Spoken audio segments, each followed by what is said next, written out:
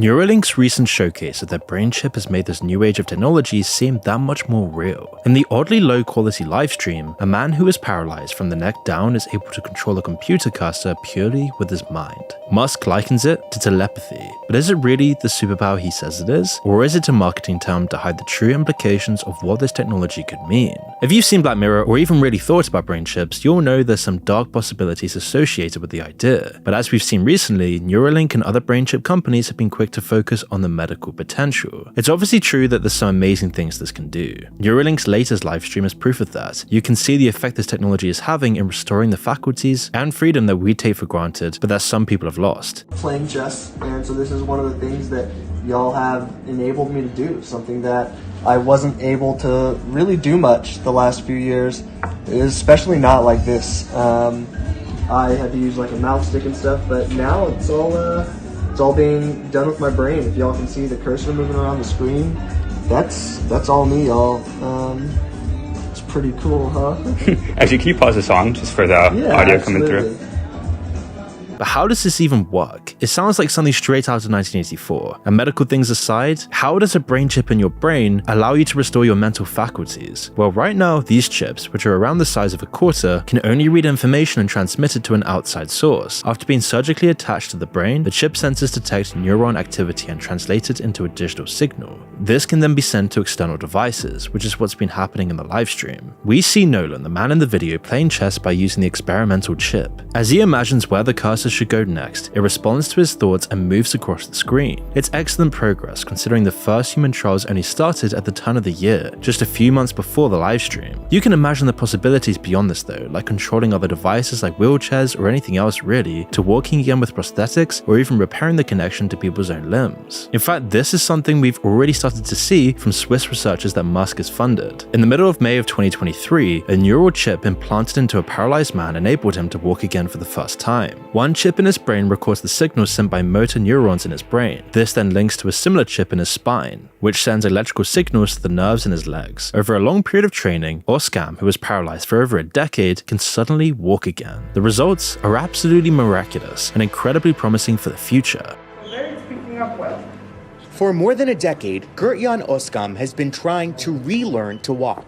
A motorbike accident in his late 20s left him paralyzed from the hips down, changing his life forever. But now, Oskam is back on his feet, thanks to groundbreaking digital implants in his brain and his spine. After 2 days, within 5 to 10 minutes, I could control my hips. Although obviously it's still highly experimental and there's a few caveats. Can't be used constantly, only for a few hours a week, but it's still worlds away from nothing at all. And in this sense, Neuralink is amazing. Technology like this in the right hands and treated with great care can change the lives of millions of people for the better. But this is just a tiny part of Neuralink. You see, even Elon Musk has admitted that this isn't the primary purpose of Neuralink. Even in a benign scenario, we're kind of left behind. You know, we're not along for the ride. We're just too dumb.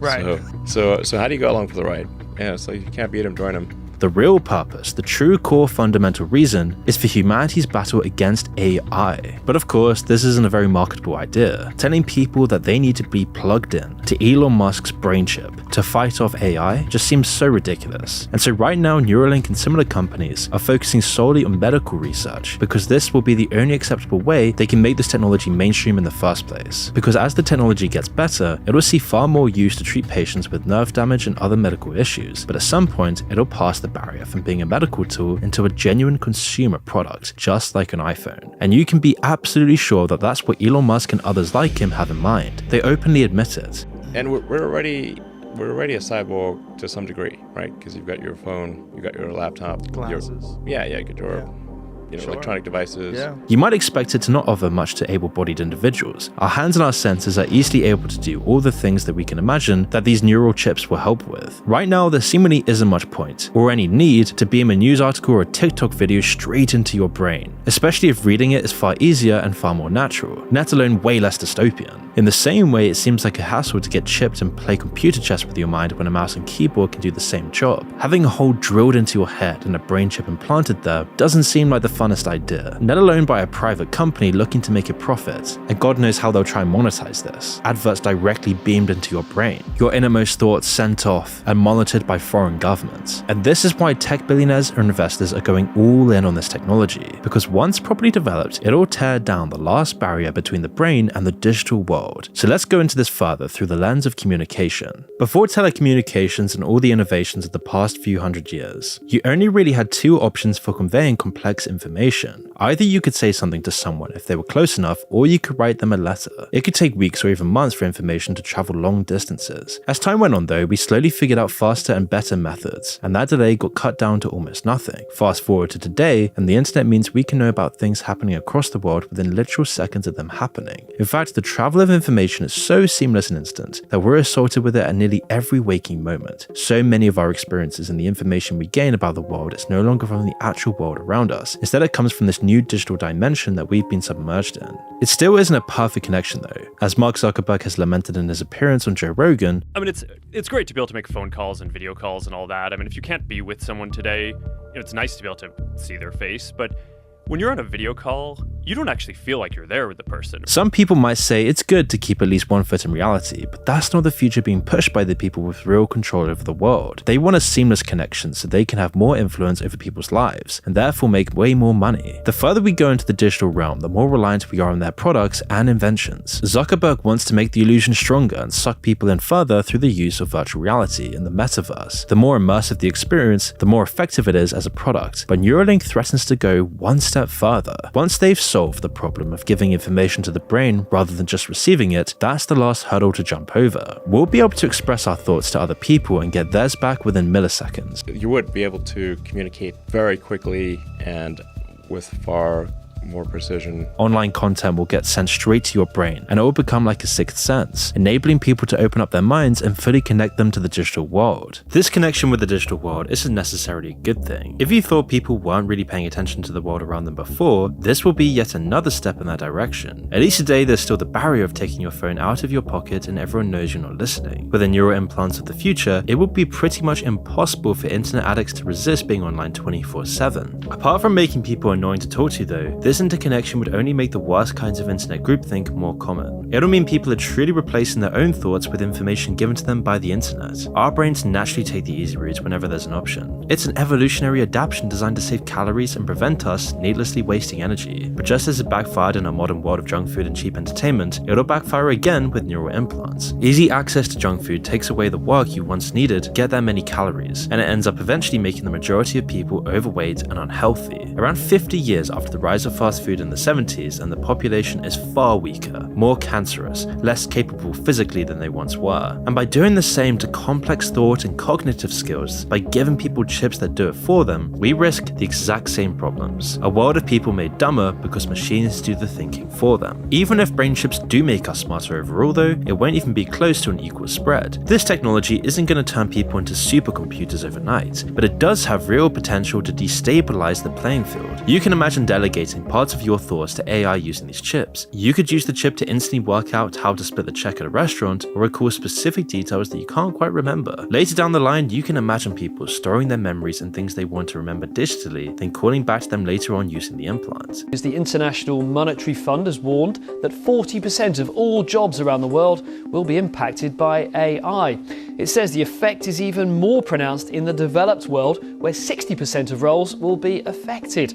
According to the IMF, half of us will benefit from higher productivity, but the other half, the rise of AI could see lower salaries, reduced hiring, and even some jobs disappearing altogether.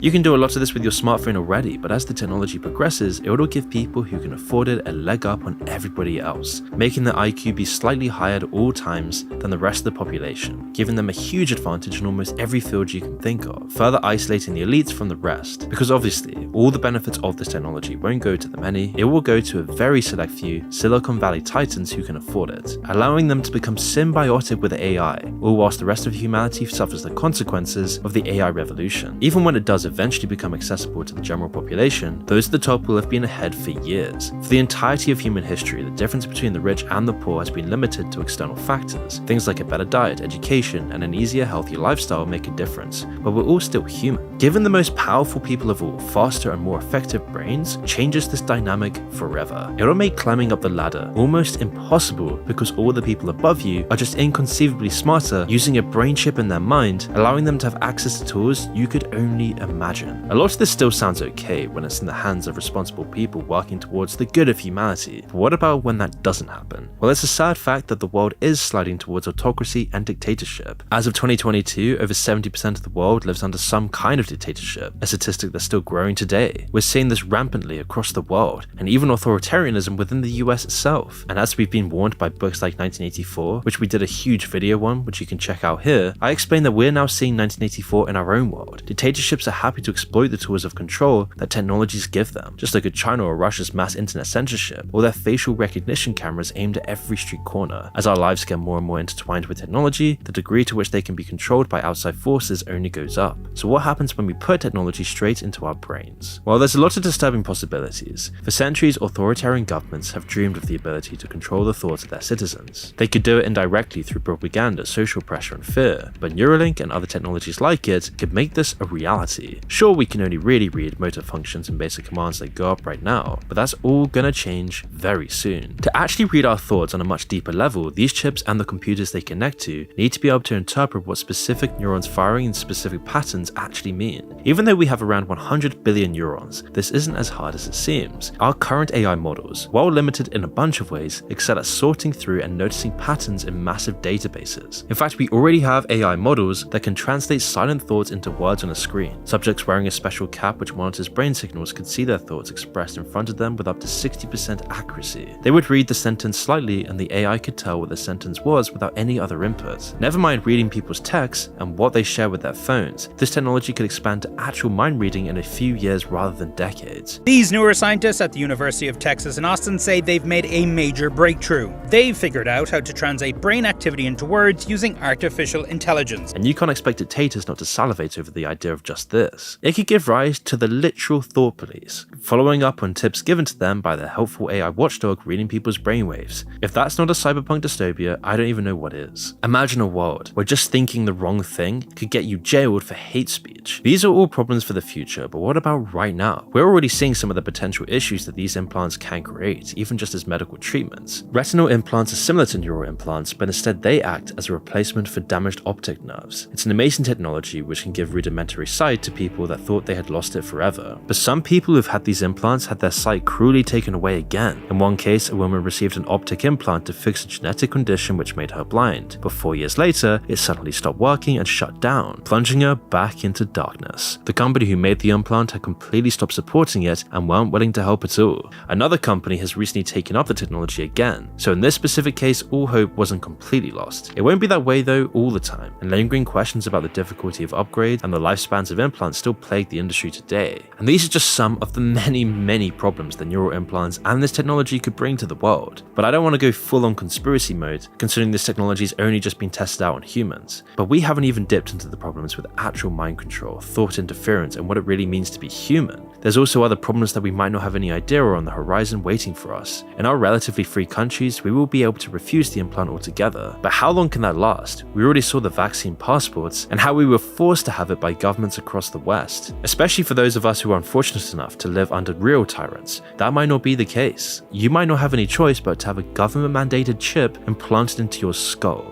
But even in developed democracies, we must be wary not to sacrifice any more of our freedoms for the latest technology, as we might never get them back.